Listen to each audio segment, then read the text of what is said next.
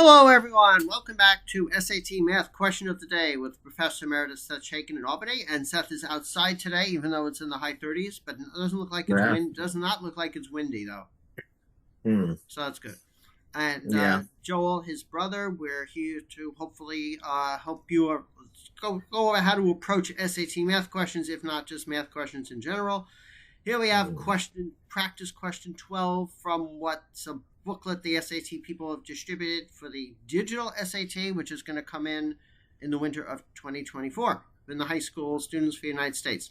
And today is Thursday, which means it's Throwback Thursday, which means we go back to a test prior to 2016 to show you what tests looked like before 2016, where they had all different feel to them.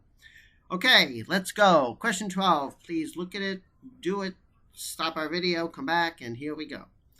In the xy plane, a line with the equation, looks like a linear equation, intersects a parabola. No. It's a Oh, linear equation, oh, you're yes, right. Yeah, you're right. It's but it's constant. Yeah, a very special kind, that's right. It's just a straight line.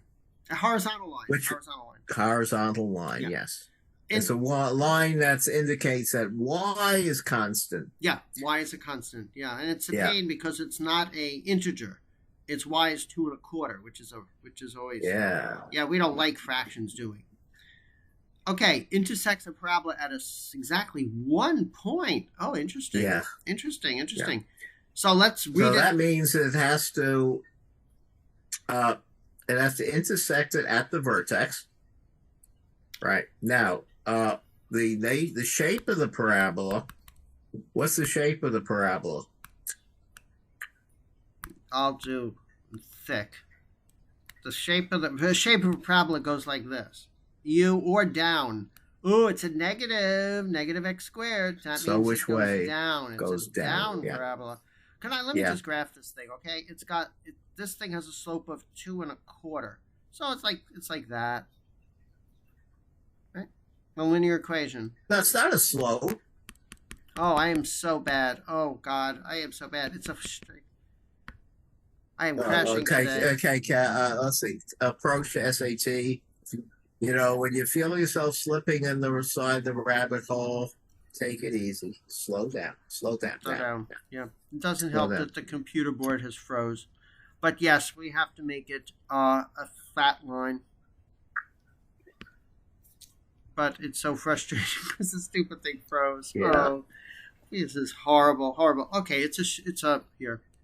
Yeah. Let's not talk about how it froze. So let's do a presentation.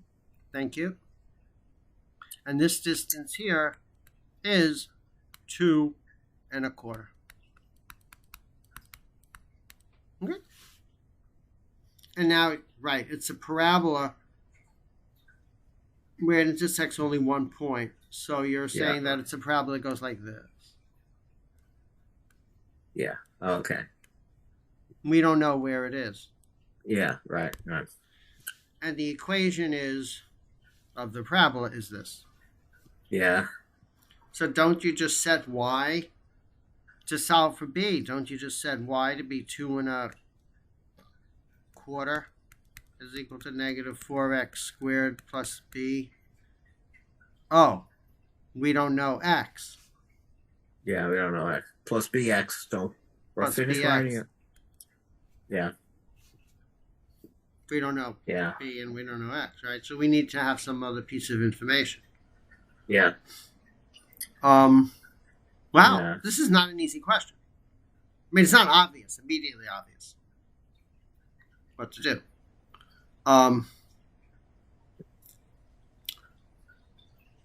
Yeah. I could. Well. First of all, if you the parabola itself,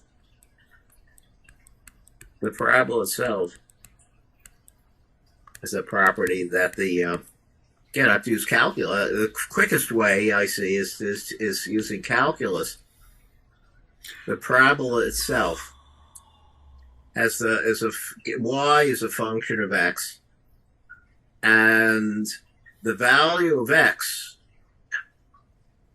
for the vertex Right. is Yeah. the value of x at which the tangent is horizontal, and that is the value of x for which the derivative is 0. Yeah, but nobody is going to know that. Yeah, the yeah, way yeah. people do it is the vertex is So I think b over 2a. you have Yeah, memorized a bit better that's right. to find the value of x of the vertex of a parabola, Right. given the coefficients. That's right. The vertex of a parabola, x is negative b over 2a. When now we got different b's. We have capital B and small b, Yes, right? yeah. So be careful. Yeah. This is true when the parabola is in the form ax squared plus bx, capital BX plus c. Put it in red, okay? Capital B, right, is equal to y. The vertex is this. So in our problem, the vertex is negative small b over 2a, which is negative 8, which is b over 8, is equal to x. Yeah. So that's fine. Okay. Now we know x in terms of b. So now and they want to know b, so we would now have two equations, two unknowns. We know x, now we can do b, right? Okay. Well, so we need another equation. We have it right here. Yeah, the other equation is right here. Yeah. Yeah. So now we have to be very neat. Unfortunately, we don't have any space.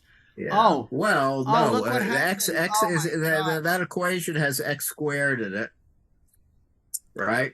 And we're only interested in b. The red equation has an x as x and b. X appears linearly, so we should eliminate the x and the x squared. Right. Right? By yeah, substituting the x from the red equation. That's right. And then we'll get an equation for b. Did you notice, by the way, I'm sure people have noticed and they're laughing at us right now. Have you noticed that when I erased all the green stuff, I also erased the thing I blocked out, and we see the answer 6? Okay? Have people noticed that already? But guess what? The answer could be sitting us right in the face. We still have to do it, right? The point here is not to get the answer. So, we know the answer. Well, I figured out the two equations and two unknowns without looking at the answer. Good for me. You mean you knew it was 6 in your head? No, I knew it was two equations and two unknowns. Yeah, of course. I didn't even see I didn't see the answer. No, I didn't even look at the answer. No, wait, that's right. Yeah. So let's do this slowly. This is this they're requiring you to do more calculations than in the previous digital SAT, right? Yeah. Wow. So wait, this is a full-blown two-equation, two-unknown problem. Yeah. So it's 2 1/4. And how about if we use this equation as opposed to the factored one? How about this one? Now it's to be very, very neat. Negative 4. Now x squared is b squared over 64, right? That red is so gloppy, I can't read it. What do you mean gloppy? Oh. All right, you're doing it. I maybe other p. Yeah, Now the b is b over the b, and then x is b over 8. Okay. So, boy, we have really run out of space. Wow, they are really. Okay, here we go. We'll do it in heavy green. Ready? 2 1/4. Equals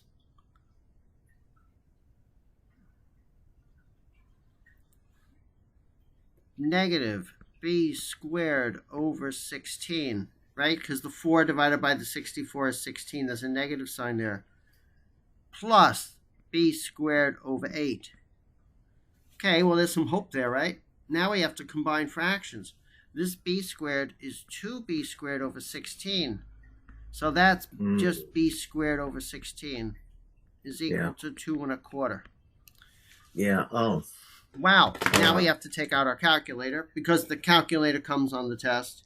It's only one math section on this digital SAT. 32. 36. Yeah. 36. B squared is 36. So we know b squared is equal to 36. B then does equal plus and minus 6. Yeah. B plus B. Don't let's be technical. B is plus or minus 6, but B is a positive constant, so B has to be 6. Wow, this is pretty involved. Plus, you need to know. Should B be a constant. Yeah, b is a positive constant. They say. See, Oh, they do. they They say tell b you. is a Okay. positive. Thankfully, I Yeah. didn't overwrite that. Yeah. So Okay. b squared is 36. Normally, when you Yeah. see b squared is 36, Yeah. you say b is equal to plus or minus 6. Yeah.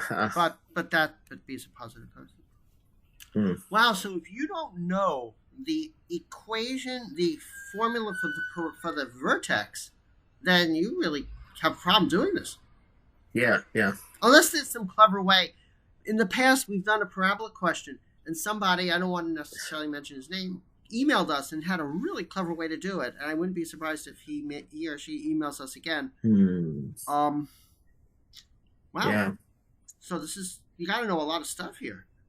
Yeah. And it's a square to deal with Yeah. substituting a square of x. So this, based on the way the SAT says this is what you need to know, this is how they're really expecting you to do it, as opposed to using some pattern or shortcut that a brilliant person will come up with. Apparently, this is the way they're expecting you to do it. There may be some brilliant way to do it. Yeah. But sorry about that. Yeah. Yeah. Wow, yeah. So I really crashed there because I made it a linear equation. If it was a linear equation, the problem would have been much harder. Well, would it be much harder? I think would it be almost impossible. So the point solve, is, let's see, linear equation. What you'd have is a general linear equation. So it'll be an oblique line. Yeah. That's tangent to the parabola. I think you pretty much get the same algebra, right? Can an oblique line be tangent to a parabola? Well, sure.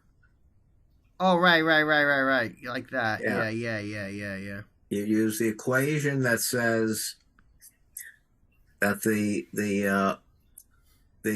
parabola and the line have a common point. Right. And the equation that says that, the slope of the line at that point is equal to the slope of the parabola. And I think you get the same kind of equations, but you're going to up the problem is going to be elevated into the school subject of calculus. No, but isn't the because it's the subject of calculus is a subject where they talk about what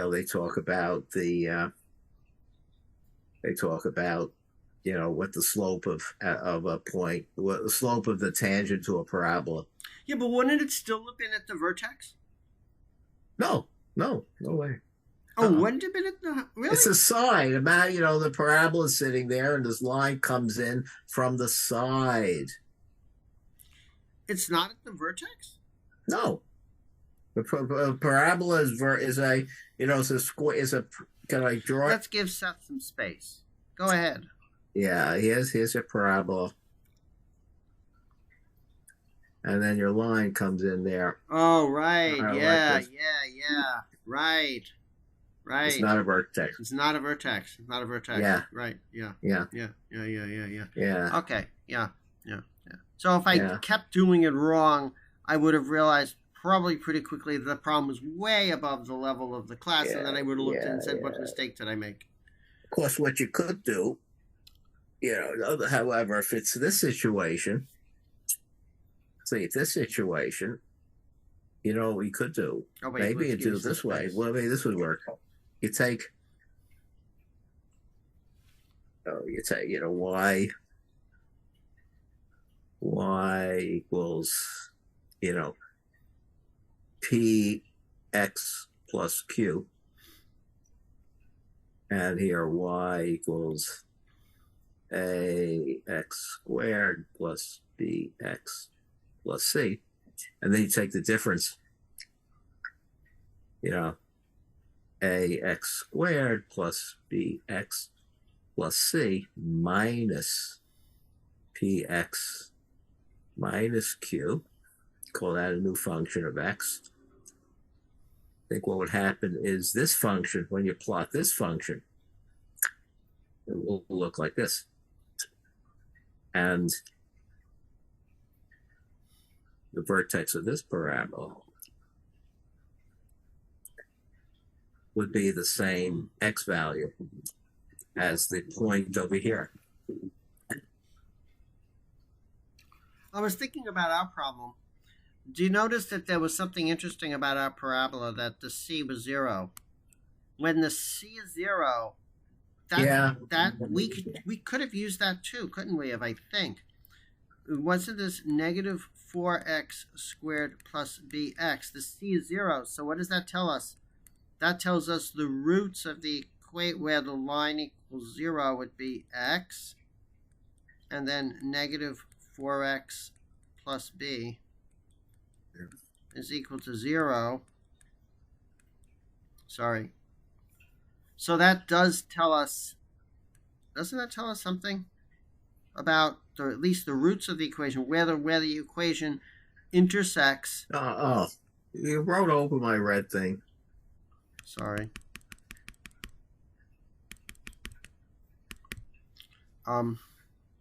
Sorry about that. Doesn't that tells us something about the symmetry of the parabola, doesn't it? And may be able to help us. That's what the So did. the x value of the vertex is halfway between 0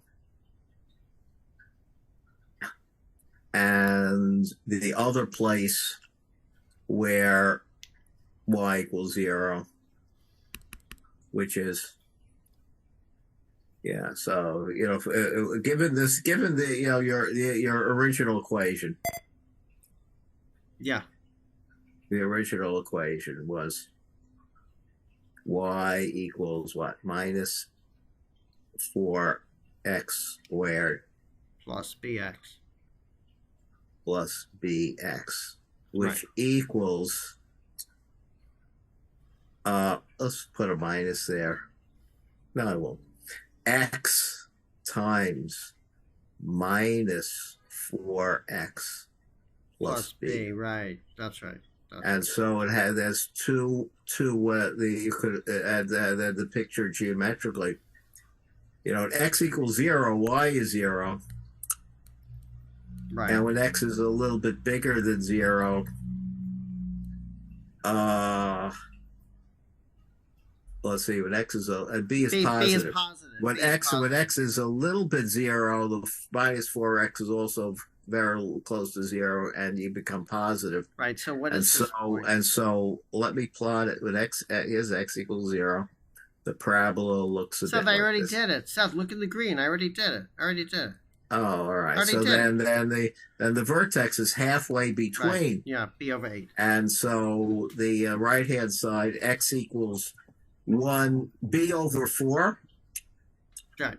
Right? Yeah. B over 4. And so halfway between is b over 8. That's right. Yeah. That's right. Okay. So that's the other way to do it. By the way, we must thank the person who commented on our video a while ago, where this problem came up on a practice question we did at least about a month ago, and he said, "Hey, you could have done it this way." So so then I thought about it. Maybe the person can help. Maybe that method can work here, and it does. It does work. So do people see what we did? 8. Yeah. Is we factored this thing, we figured out the roots, we graphed it, and then we realized that the vertex has to be in between because of the symmetry of a parabola. So, the top of the parabola has to be b of 8. But you also have to recognize in this problem that the critical point, the key to this question is figuring out that the vertex intersects the line y is 2 1/4. That's critical, right? Otherwise, you can't really understand what's going on. So with this picture, I'll draw the line. Yeah, please draw the line. Yeah, draw the line in red. Yeah. And this line, this line has the equation y equals 2 1/4, right? And that gives us one of the two unknown. Well, that gives us one of the equations in the 2 unknown problem. This gives us the other. This gives us the answer to the other equation in the two equation, two unknown problem. And what is the two equation, two unknown problem? This thing equals 2 1/4. Do you see here that there are two unknowns, x and b? Yeah, two x and b are the two. X and One b. unknown is the x of the problem. The other is it's twisted around because you were when you get introduced to parabolas, the a, b, and c are given constants. Yeah. Here, you're given other information, and the b number is unknown. Right. I don't know. Yeah. Yeah. I know that. I think in the past I've certainly have felt this, but I know that there are many people out there where when they see, oh no, I have to solve for a coefficient, all of a sudden fear just goes right through their bodies. They can handle what you said, right? That given all the coefficients, I can do anything I want. But you asked me to look for a coefficient, and I go into conniptions. And here's that question where you have to. If you feel yourself going into conniptions on the SAT, close your eyes for half a second and just take it easy. No, I'm not saying on the SAT. I'm saying in general. In general, when people see questions where you have to get the coefficient of a quadratic given some information, they say, "Oh, that's a hard problem," and it's certainly harder than given the coefficients, just graphing the parabola or figuring something out. So, anyway. So, should we see what they say? They say it's given a line intersects parabola with that equation, exactly 1 point. It follows that, they don't say the 1 point is a vertex. Where do they say it's a vertex? They say it's exactly 1 point. So, they don't even mention it's a vertex, right? Wow, look at this. They do it in a whole different way. Wow, look at that. They never used it as a vertex. Oh, okay. So, so what they did was they wrote a quadratic. We still have two equations, two unknowns. They're solving for x. Okay, now what do they say? Oh, they're getting it in the form? Wait, they want to get this into the form? They want to get that quadratic into our form? Negative x squared.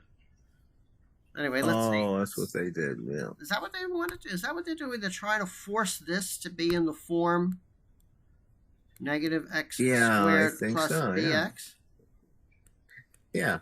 Okay, well, let's... So y is 2 1/4.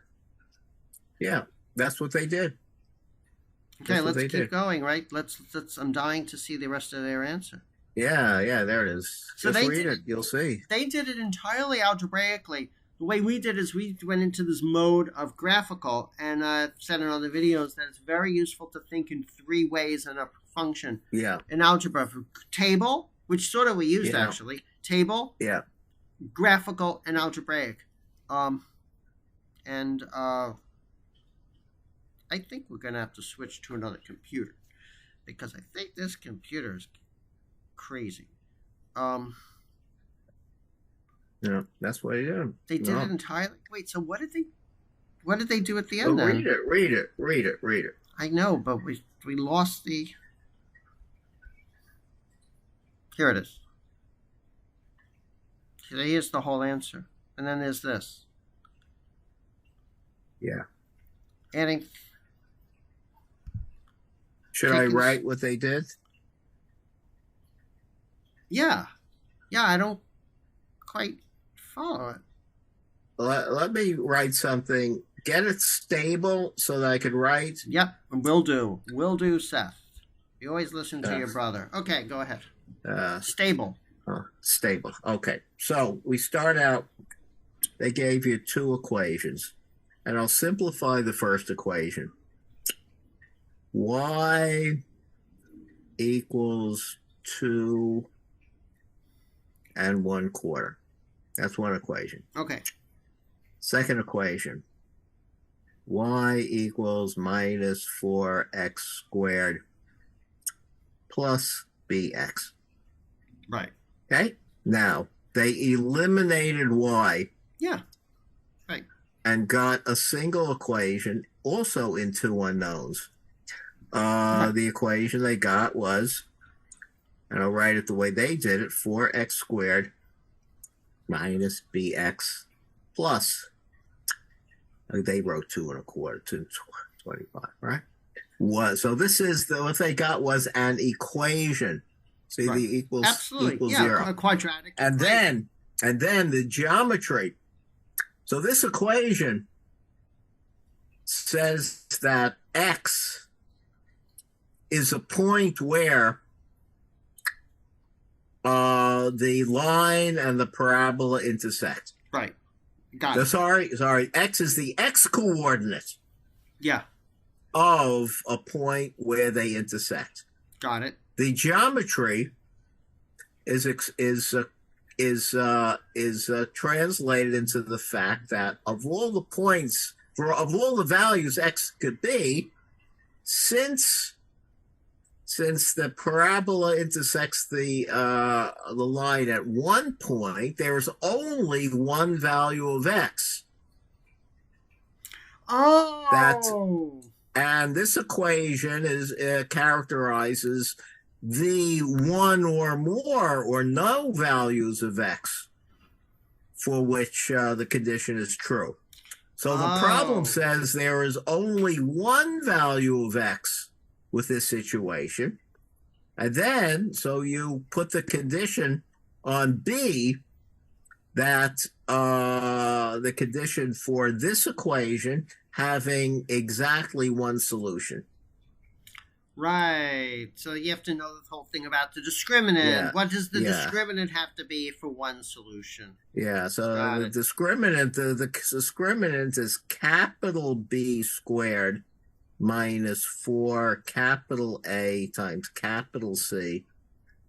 The capital B is minus little b.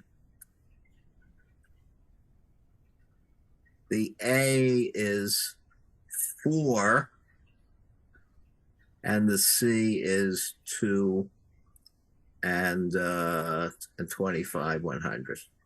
And so you could solve for the B from this. Right. Yeah. That has to equals. This has to equal. And this has to equal 0. The condition that there's exactly one real solution. The condition that there's exactly one solution is that the discriminant be 0, and that characterizes a B, up to sign.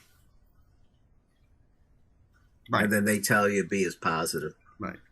Right. So here instead of working on the vertex and knowing the vertex approach, the more graphical approach, here you have to know the algebraic approach that if a quadratic only has one solution, then it has to have the discriminant equal to 0. Wow. So you have to know something about something. That's a different point of view. Different point of view. Yeah, different point of view.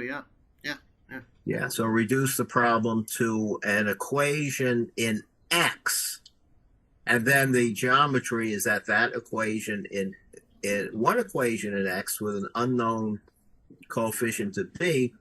The condition is you put on that equation is not to solve the equation, but to find the value of B for which the equation has exactly one solution. Yeah, that's tricky. Yeah. The equation, right. That's clever move.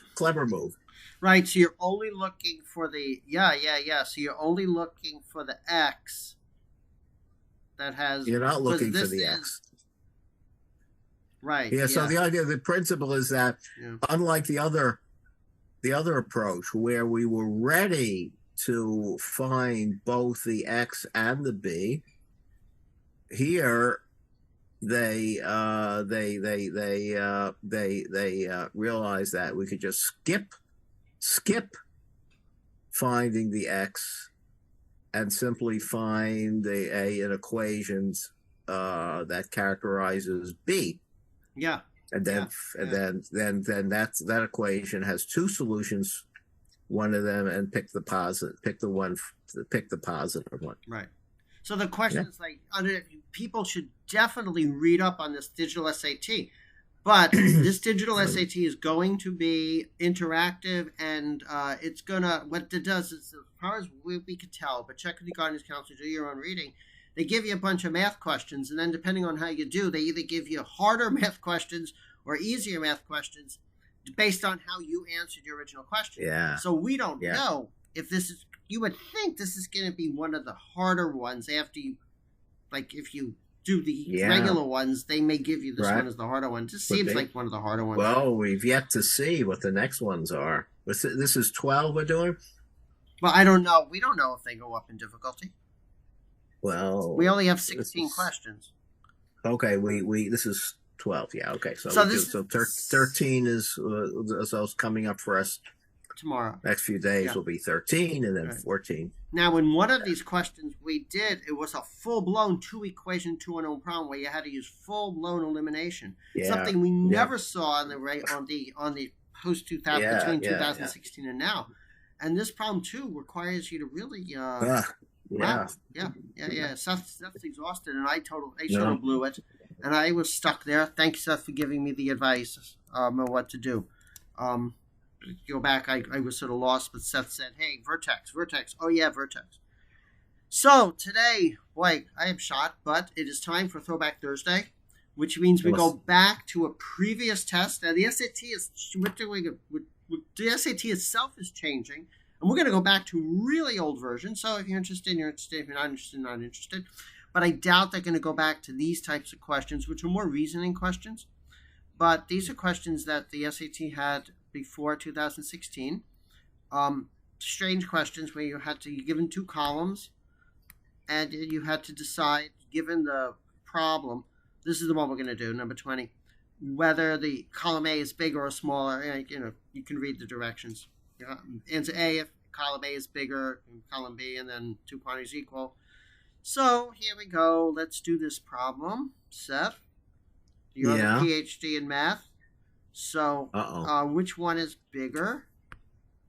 Bigger, smaller, fatter. Column A, column B.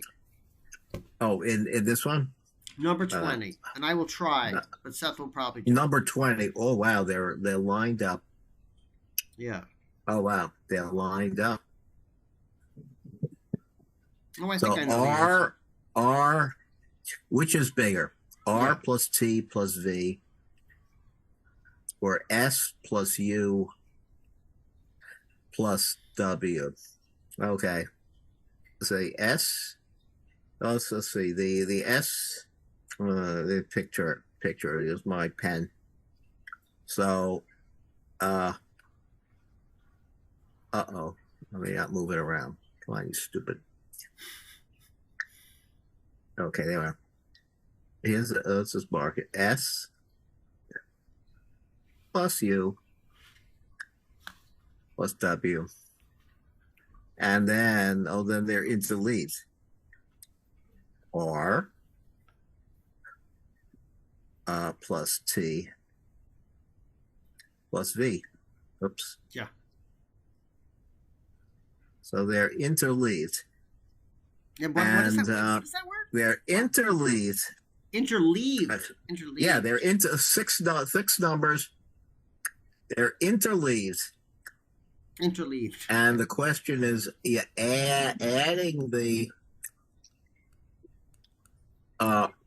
adding every other number.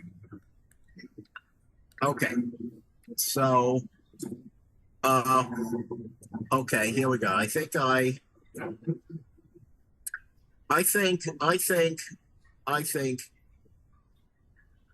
B is always going to be greater. Okay. And I'll demonstrate it with my fingers, with two hands. Okay, so here we go. B is my right hand. Okay. So I have these three fingers. Right? Right. And Okay, which way, Joel? You're looking at this as if the audience were looking at it. Okay. Which side is to greater numbers? What do you mean? Point am my numbers going bigger going this way or this way? The Number second, the second way. The second way. Okay, so little numbers, Right. Little numbers, yeah. big numbers, Big numbers, right. little numbers, big numbers. That's right. Okay. Yeah. Now, here are three of the numbers, Right. and W is this finger is W. Right. It is bigger than V, which is this finger. Right. And then comes U. Right. And then comes T. And then comes S. And then comes R. Now, so they're arranged this way. The numbers going from little numbers to bigger numbers are gotten by moving them to the bigger side. Therefore, the sum of the numbers here is smaller than the sum of the numbers here. And so the numbers where, let's see, where the last one is bigger, the W is bigger. Oh, I would say the sum is where they're bigger. Okay. Yeah, I totally agree. Yeah. Once you sort of read the problem and sort of get used to it, the fact that there are no actual numbers there, and but is this more number theory or analysis? I'd say analysis. Okay, fine. Whatever it is. Now, Yeah. here's a better way. Here's a better way. Now, let's translate this. Let's translate this into written mathematics as opposed to finger mathematics. Yeah. Okay. Yeah. Let's start out with. I'm going to start out with S plus U plus W. Okay. Now,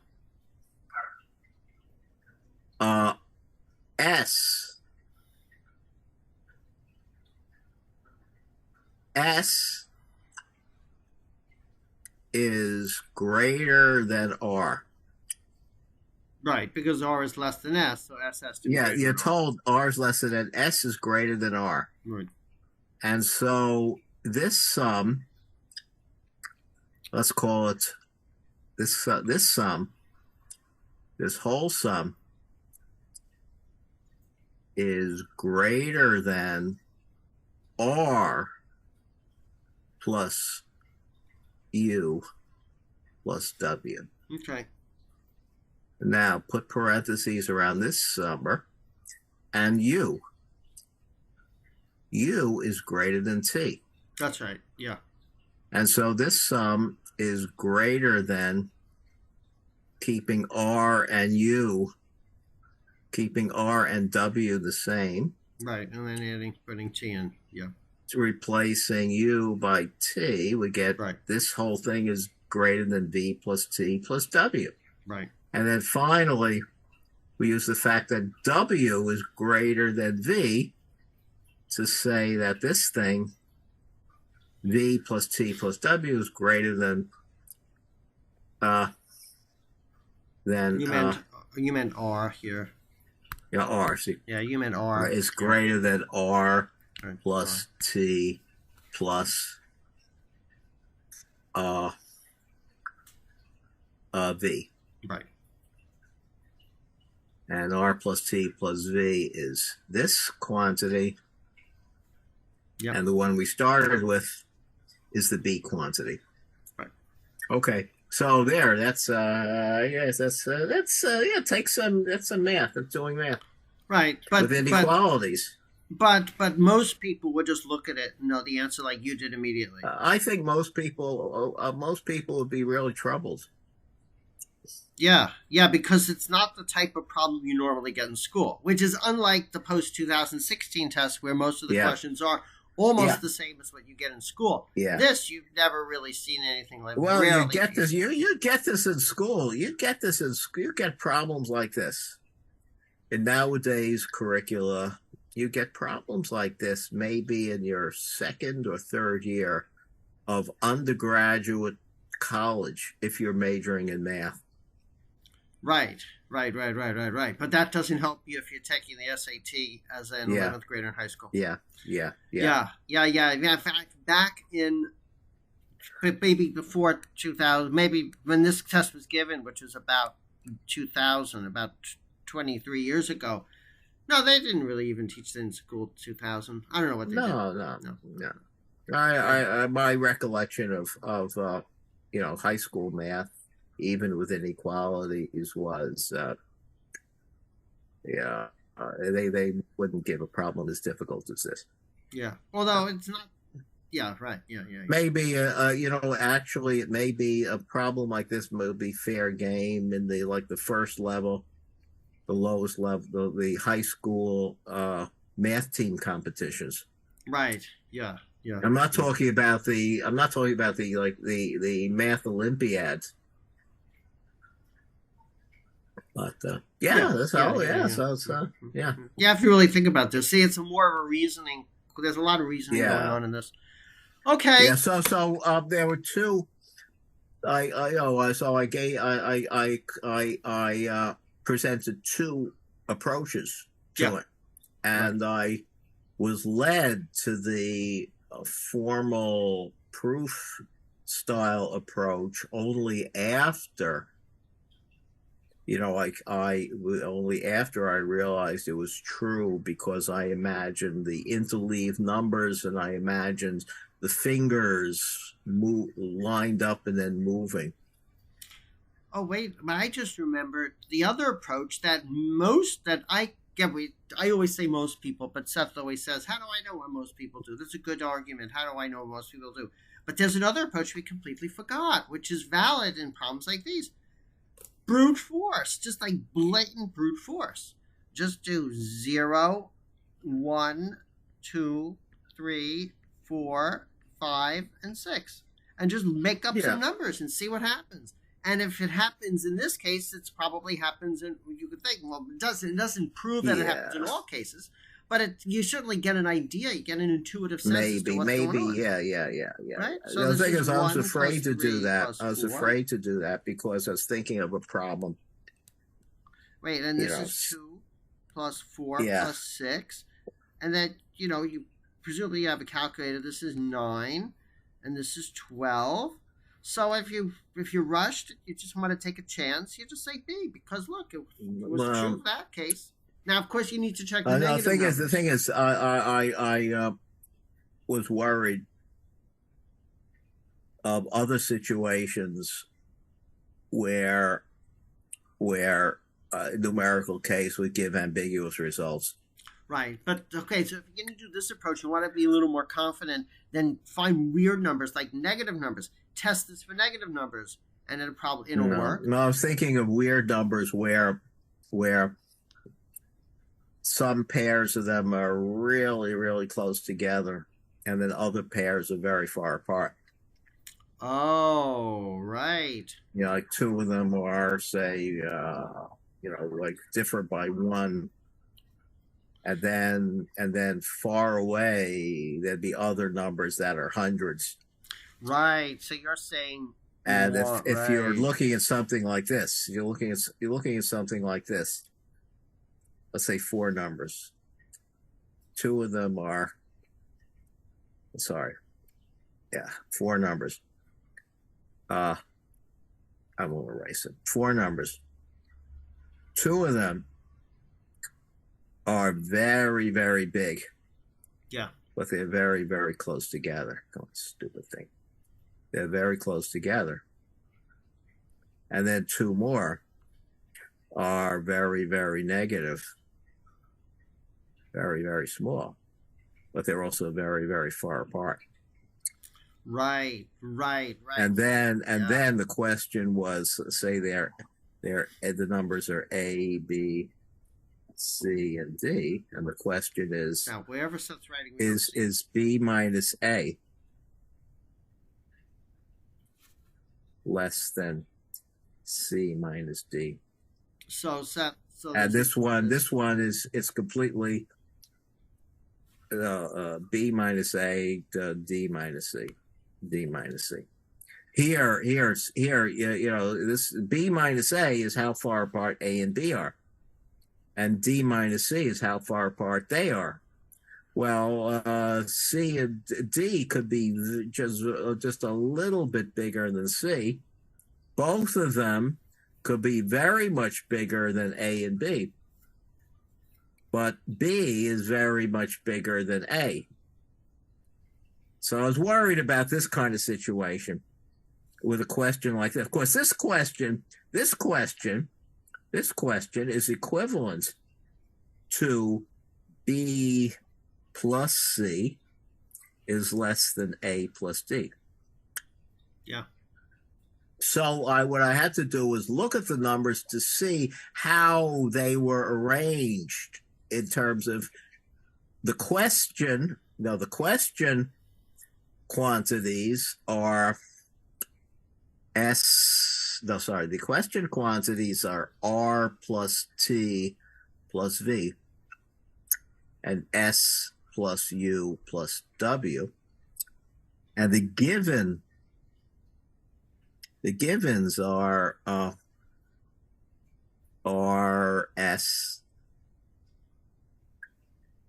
T in alphabetical order, U, V, W. Right. So these are the givens and these are the questions. Yeah.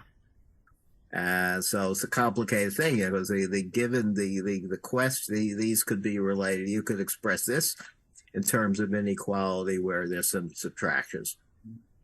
This is an equality between two additions, which is equivalent to an equality with subtractions. Subtract S from both sides and subtract R from both sides, and you get a left-hand side that's a subtraction and an addition, and similarly to the right-hand side. So exactly how the relationship between the orders here and the order they're asking for makes a very big difference in the nature of the problem. And so I looked for what the pattern was and then observed that it really is an interleaving. The left-hand side numbers are R, T, and V,